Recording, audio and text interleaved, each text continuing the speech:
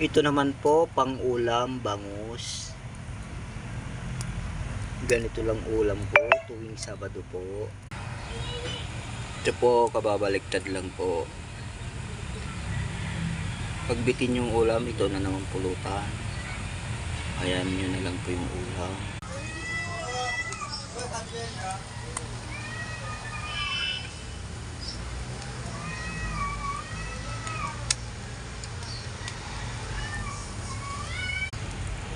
Yan o, malapit na.